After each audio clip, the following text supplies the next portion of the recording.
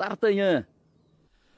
Boa tarde, estamos iniciando mais uma edição do nosso Linha Aberta, com imagens aí ao fundo da Praça da Matriz de São Roque. A gente começa aqui o nosso programa e a gente já começa o nosso programa com um convidado. Eu estou muito feliz de conversar com esse convidado aqui, porque ele passou por um momento difícil, mas felizmente superou esse momento, bola pra frente. A gente vai conversar aqui com o presidente da Câmara de Alumínio, o Eduardo da Delegacia. Eduardo, boa tarde, mas que prazer recebê-lo aqui no nosso programa. Tudo bem, Eduardo?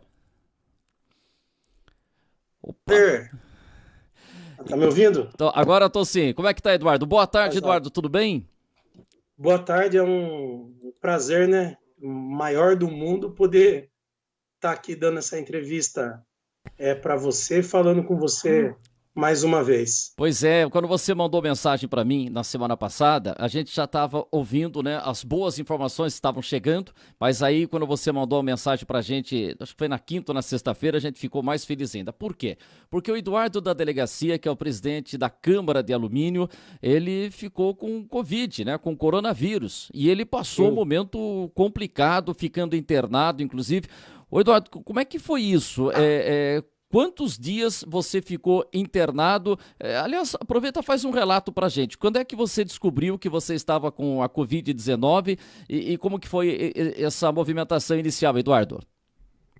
Final do mês de final do mês de julho, bem no finalzinho do mês, eu tive alguns sintomas e me isolei para dentro de casa e usei remédios, por exemplo, que tinha aqui em casa. Fiz alguns remédios se tratando como uma gripe, porque não estava sentindo nada demais.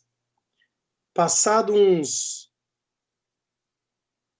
Pode falar.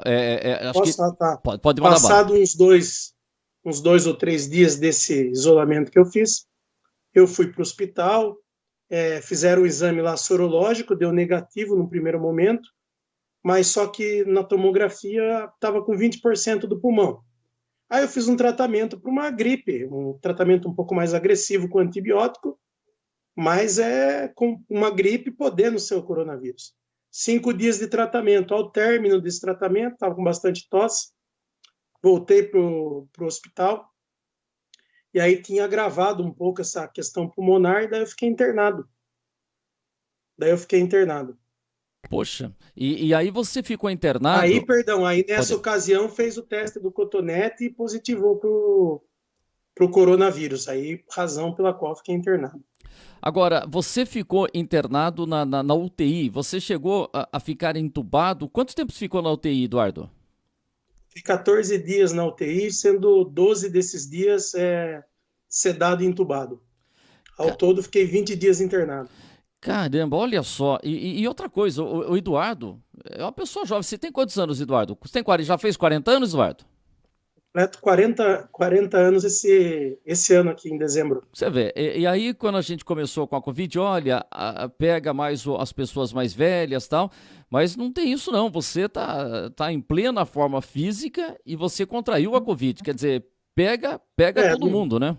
não estava tão em forma, né? Eu estava com sobrepeso, mas não tinha, assim, nenhum fator agravante que determinasse. Eu não tinha nenhuma doença pulmonar, nenhuma doença cardiovascular, não tinha pressão alta, não tinha asma, não tinha bronquite, não tinha nada. E pegou de uma maneira muito agressiva, né? A doença foi muito agressiva no meu caso.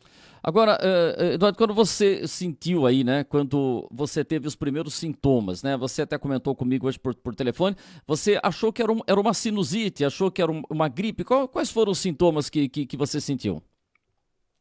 Eu senti um desconforto aqui na região do nariz no começo, né? E tratei como se fosse uma sinusite. Tanto que quando eu fui no médico a primeira vez, sorológico deu negativo e o meu pulmão estava com 20% só. Então podia ser uma gripe, qualquer coisa, entendeu? Então foi tratado nesse sentido no primeiro momento. Só que ao término do tratamento, em vez de regredir, a questão pulmonar progrediu, né? Daí por isso que eu tive que ficar internado. Fiquei os 2 primeiros dias no quarto e daí já fui para UTI no terceiro dia. Caramba! E agora o seguinte, e como é que foi isso com a família, o isolamento social? Quando você teve esses primeiros sintomas, aí você passou pelo hospital e voltou para casa. Como é que começou? Você já começou um isolamento? Como é que foi isso dentro de casa?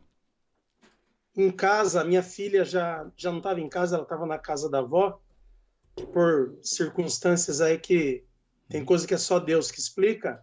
A gente tinha mexido no quarto e pintado um quarto, e daí por conta do cheiro, ela tinha ido para casa da avó. Então, quando eu apresentei o primeiro sintoma, ela já lá ficou na casa da avó.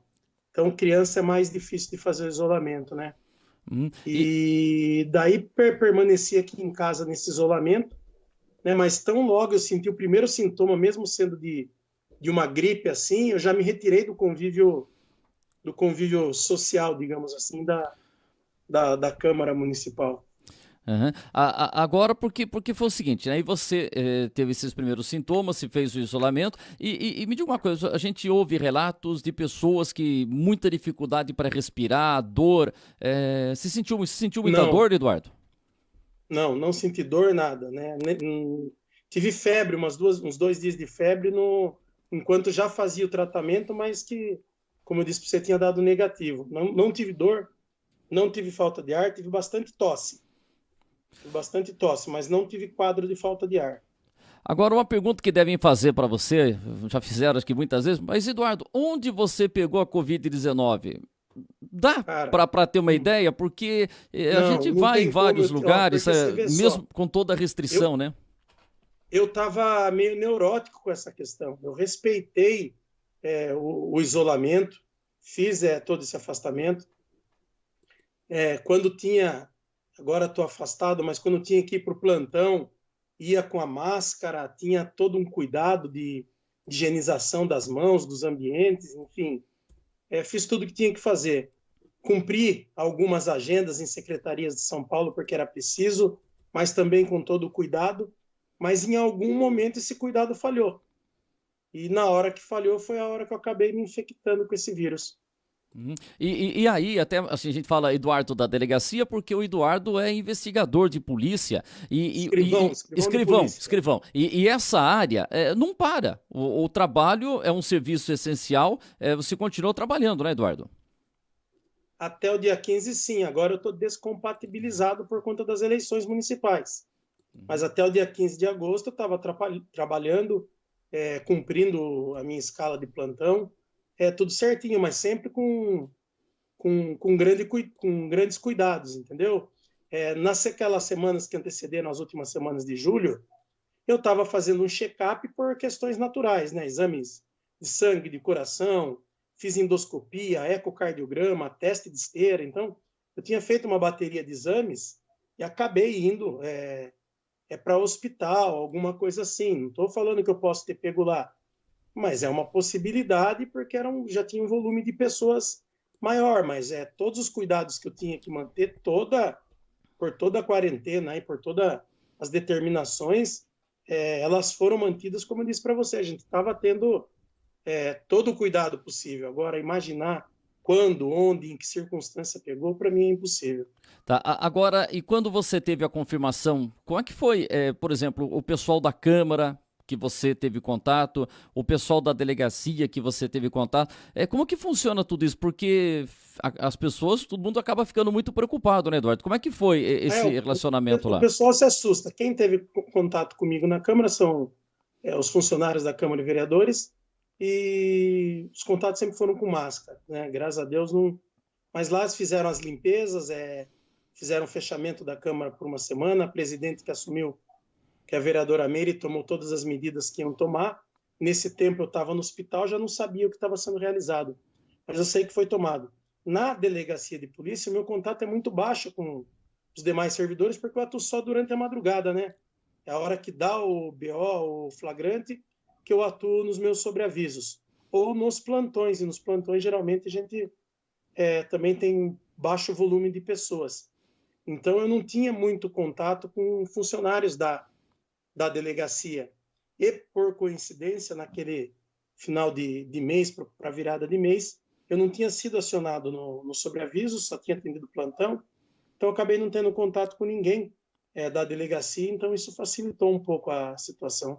Estamos conversando aqui com o presidente da Câmara de Alumínio, o Eduardo da Delegacia, que teve Covid-19, mas felizmente já está recuperado e ele está falando para a gente como é que foram esses momentos aí. Quem está mandando um abraço para você é o Anderson Góes, lá da Delegacia de Polícia de São Roque. Chefe dos escrivães aí da cidade de São Roque. É, seu parceiro de trabalho aí.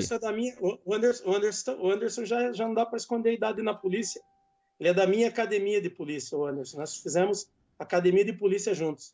Então tá aqui, ó, um abraço ao excelentíssimo senhor Eduardo, meu colega de academia da Polícia Civil do Estado de São Paulo. Fiz academia com o Anderson, fizemos academia de polícia juntos. Que ano vocês fizeram essa academia aí? Puxa, acho que 2001, 2002, não vou me recordar. Já tem 20 anos nessa brincadeira aí. Quase encostando nos 20. E uma curiosidade, porque você não morava aqui na região, você morava em Sorocaba, né? Então você conheceu o Anderson lá na academia de polícia, mas naquele momento você não imaginava que você ficaria tão próximo aqui do trabalho do Anderson. Não dava para saber para onde vai, né? A designação é o último dia da academia de polícia. O Anderson, acho que ele já era de São Roque, né? Foi para a cidade dele. Eu vim para Alumínio, cidade mais próxima que tinha de Sorocaba, e aqui acabei ficando, morando, constituindo a minha família. Uhum. O Anderson tá mandando um abraço aqui, abraço o pessoal lá da Delegacia de Polícia também, Civil lá de São Roque. Agora, como é que você, quando você foi para a UTI, você se lembra desse momento, quando você teve a transferência para a UTI, ou você não lembra dessa passagem? Como é que foi, Eduardo? Ficam muitos vazios dos dias que antecedem a parte das coisas que aconteceu. Quando eu fui para o quarto, a minha esposa começou a explicar para mim quantos dias eu tinha ficado no hospital, porque se da hora que eu saí da sedação e do tubo, saí da UTI e fui para o quarto, se você perguntasse para mim o que tinha acontecido, eu estava 2 dias no hospital. A gente perde essa relação tempo-espaço, né? E daí, obviamente, à medida que as informações vinham gotejadas e explicadas, a gente começa a conseguir entender o processo. Eu consigo lembrar hoje da enfermeira e da psicóloga falando para mim que eu precisava comunicar a minha família, guardar meu celular, porque eu ia ter que ir para a UTI, mas no primeiro momento eu só fui com a máscara, né? Não lembro, por exemplo, o dia que me informaram que eu ia para o tubo, se é que informaram. Mas eu lembro agora, hoje, quando falou que eu ia para a UTI, conversei, liguei, fiz uma videochamada com a minha esposa, com os meus filhos, conversei com eles e tal. Então, essas coisas a gente vai lembrando de pouco, viu, Wander? Não tem como, porque depois que você vai para a sedação, você perde essa relação tempo-espaço. São uma coisa complicada. Foram dias difíceis. Um apagão, por exemplo, a gente vai fazer uma endoscopia, que é um procedimento simples, né? Aí você toma aquela anestesia, você sai lá, nem tem noção. E quando a gente chega na casa, a gente nem lembra, né? Que levantou, que caminhou até o carro. Eu fiz endoscopia umas semanas antes aí. Eu, quando faço endoscopia, eu tenho que fazer em hospital, porque aquela sedação que fazem em clínicas, ela não fica legal em mim. Então, eu tenho que fazer ela com anestesia. Porque essa sedação, ela não consegue me colocar nesse estágio para fazer a endoscopia. Eu sou um pouco mais difícil de derrubar com a sedação. Precisa de uma carga maior para derrubar o leão aí. Precisa de uma carga maior. Então, e quando eu já passei assim por cirurgia, né? E você toma aquela anestesia lá, se apaga, aí quando faz uns 4, 5, 6 anos, acho que passei por uma cirurgia, aí você acorda escutando aquele barulhinho de hospital, né? Aquele pi, pi, aí já vem uma enfermeira, fala, então você já, poxa, você já lembra que você passou por uma cirurgia, um procedimento, se ficou 3, 4 horas ali, se recupera. Agora, se ficou 12 dias, né, cara? É uma coisa assim, o mundo para você parou nesse período, né? Acho que você ficou sabendo de algumas coisas assim que você fala, pô, mas já foi isso, aconteceu isso? Mexe com a cabeça, né, Eduardo?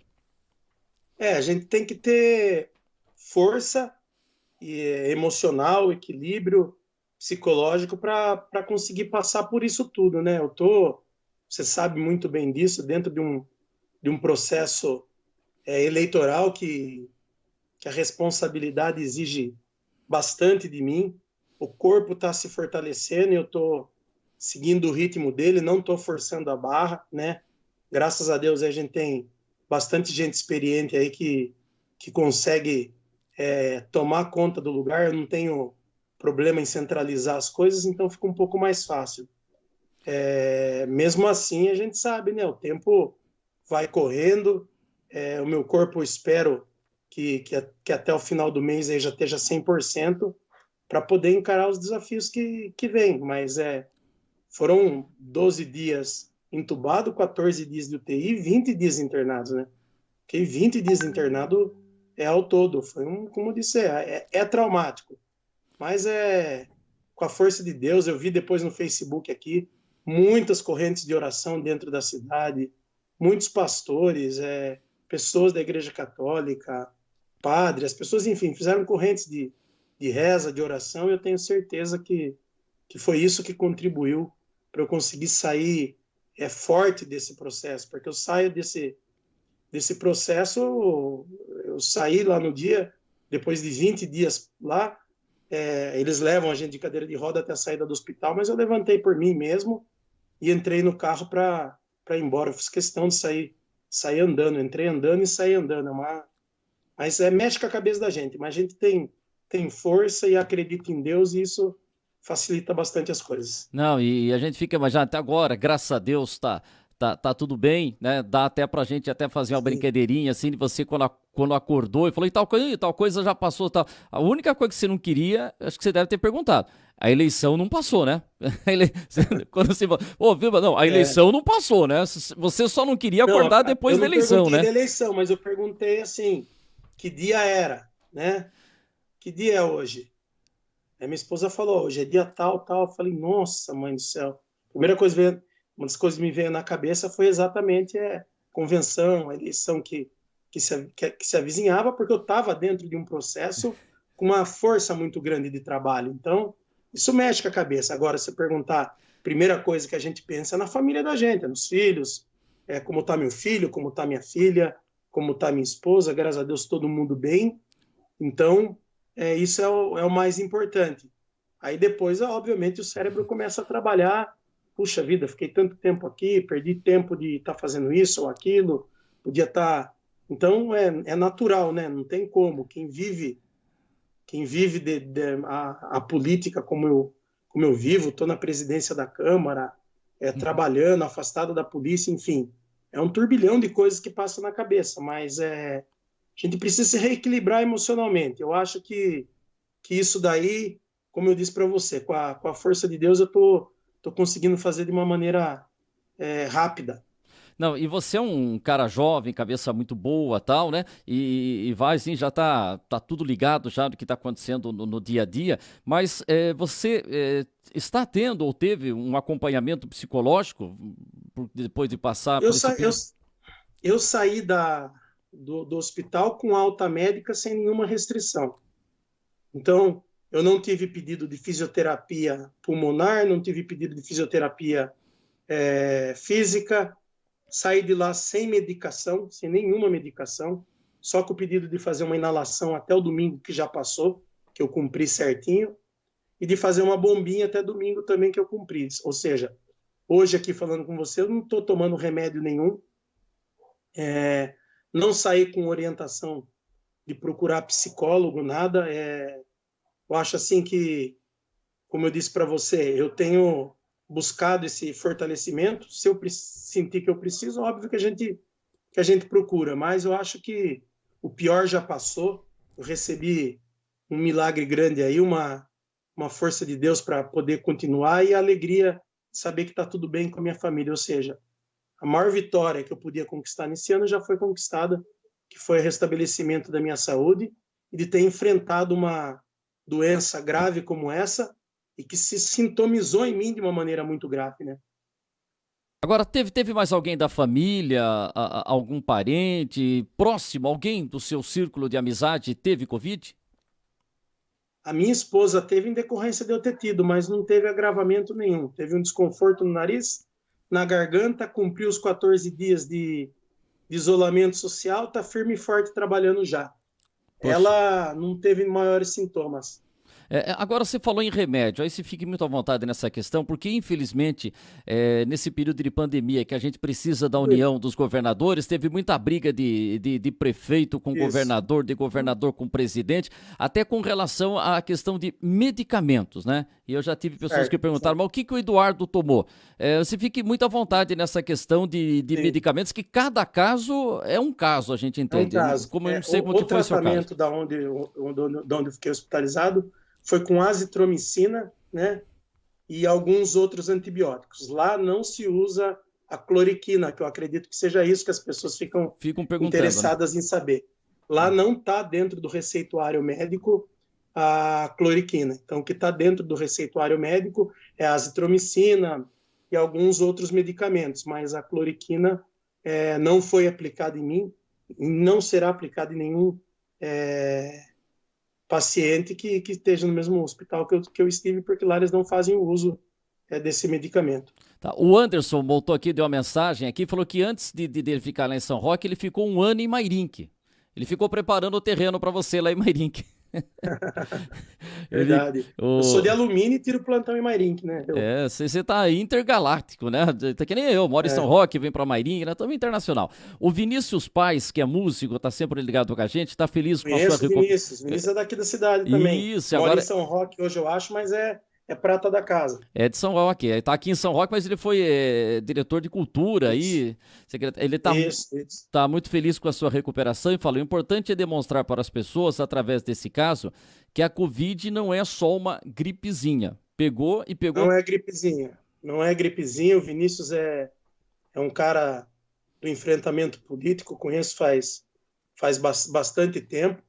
Tivemos oportunidades, inclusive, de algumas vezes discordar das coisas, mas dentro de princípios democráticos que nos fazem um respeitar o outro. Eu gosto muito do Vinícius.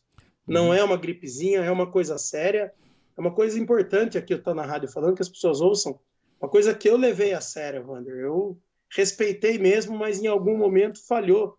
É, isso daí eu acabei ficando doente, né? Não sei, obviamente, onde eu fiquei doente. Uhum. Mas não é uma gripezinha, ela é séria, não tem histórico pulmonar e ela foi agressiva em relação a mim, muito agressiva em relação a mim.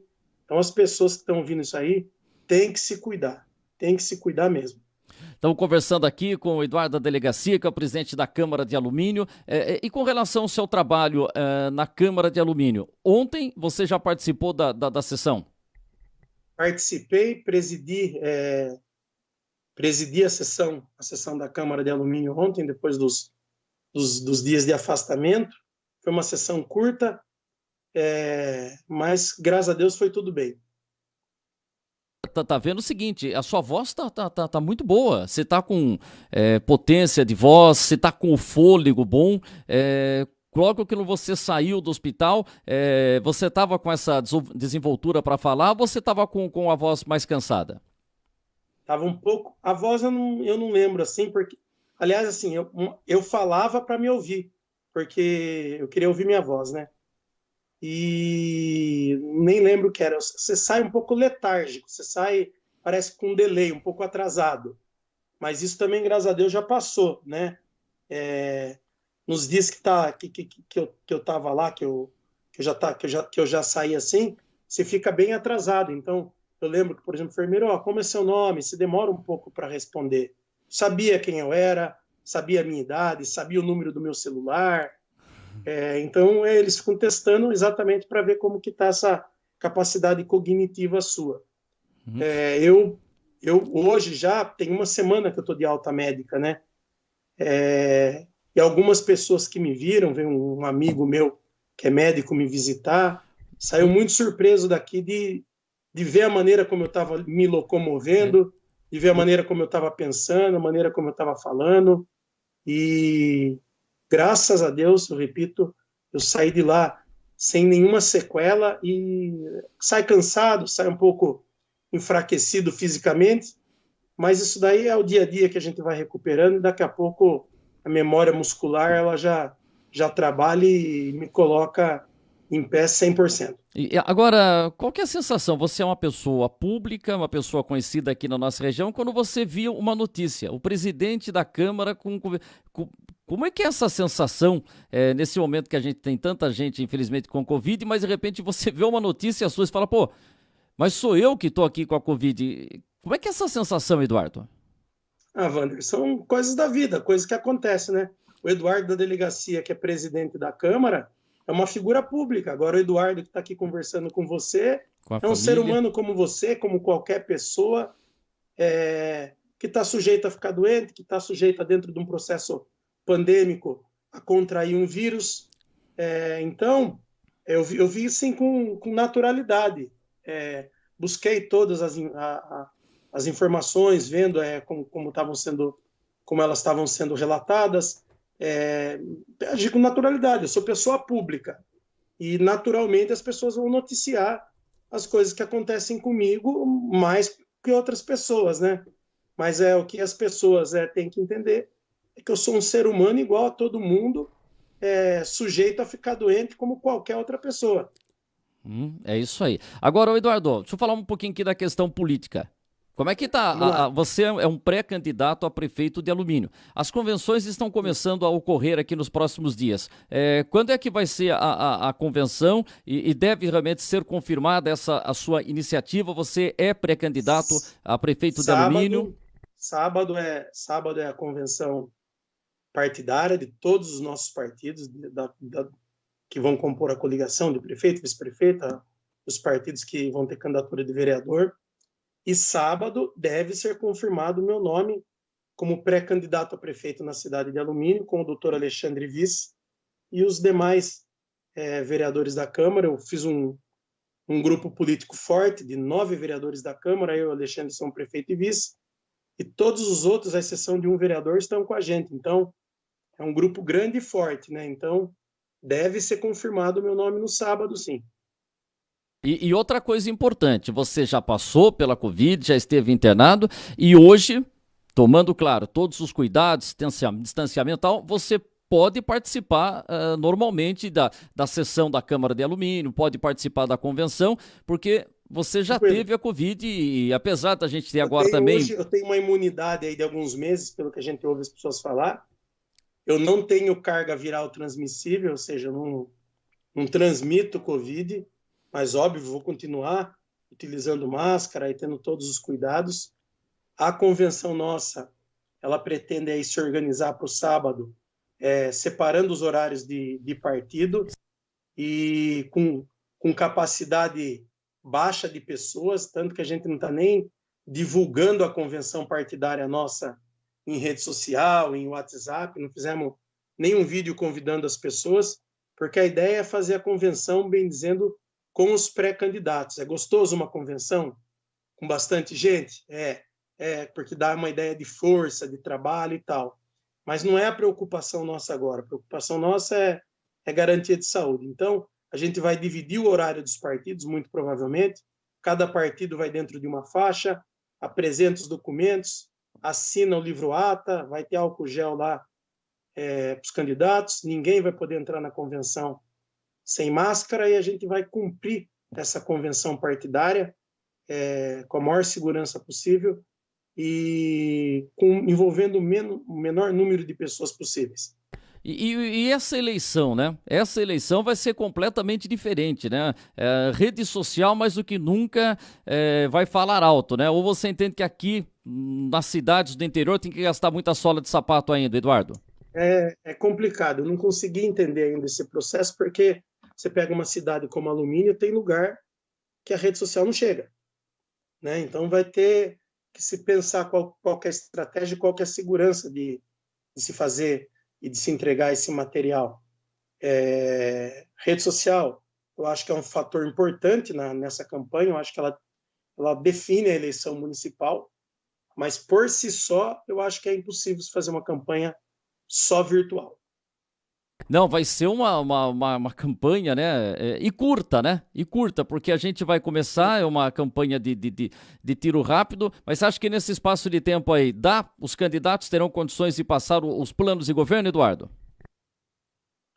Olha, a gente já vinha trabalhando no plano de governo, a gente estava com uma ideia de fazer algo um pouco mais visual e menos aquelas revistinhas que fica contando história, não está nos planos nossos, não. Então, a gente está com uma ideia de fazer um plano de governo que a gente consiga fazer as pessoas chegarem e enxergarem quais são as principais propostas de governo. Não, vai ser, olha, Eduardo, puxa vida, como a gente tá feliz em conversar com você, recuperado, poxa, 12 dias na UTI, não é fácil, período de internação, e você falando que tomou todos os cuidados, né, o que a gente tem procurado fazer também, mas infelizmente a gente teve esse caso e teve essa gravidade aí, né, essa evolução, mas finalmente você está recuperado, um cara muito jovem, de 40 anos.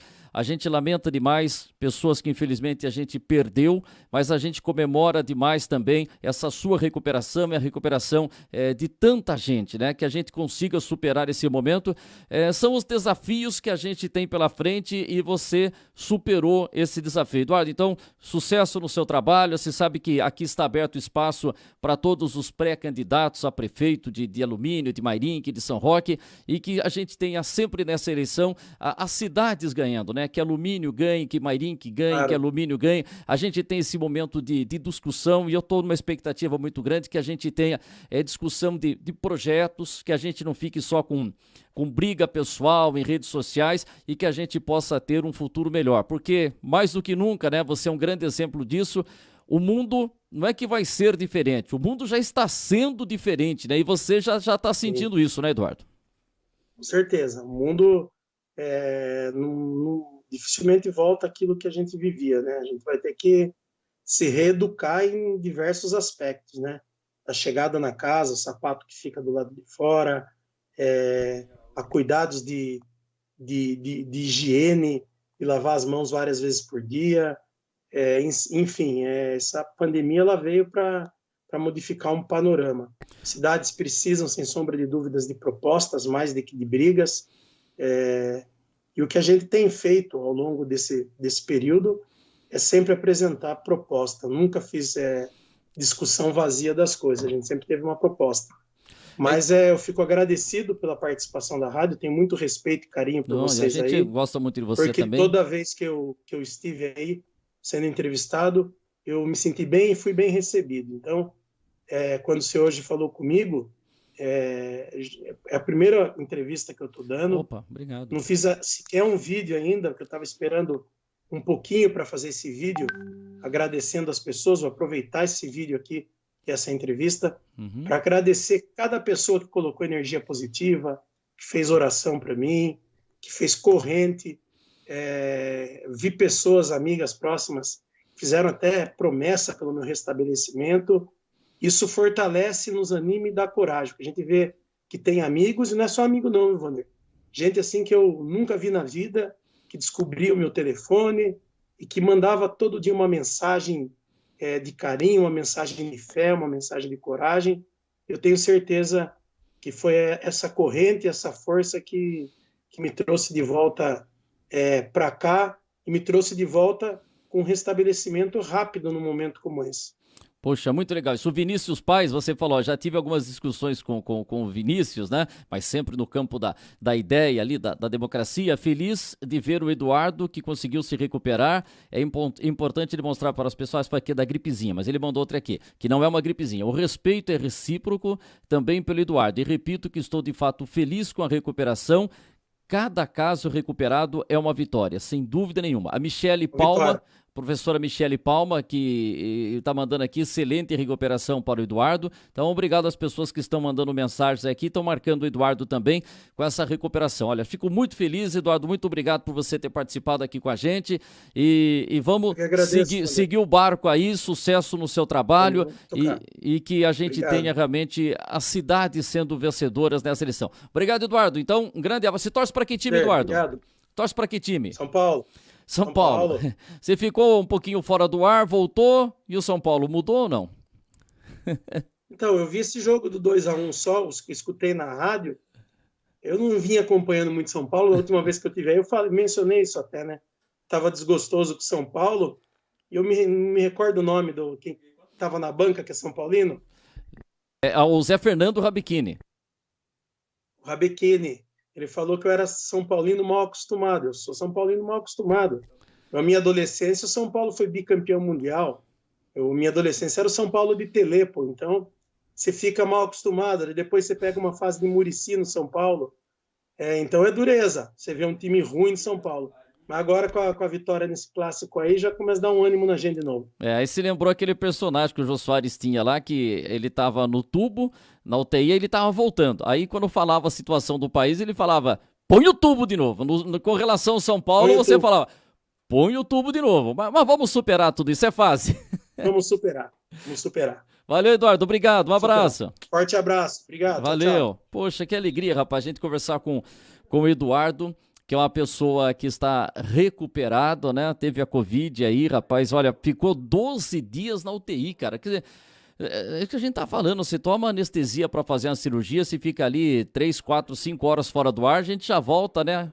Agora se fala 12 dias, né? Não é fácil, tomando medicamentos, está recuperado o Eduardo da delegacia, é realmente motivo de muita alegria, a gente fica muito feliz, né, em ter essa recuperação. Obrigado às pessoas que estão mandando mensagens aqui também.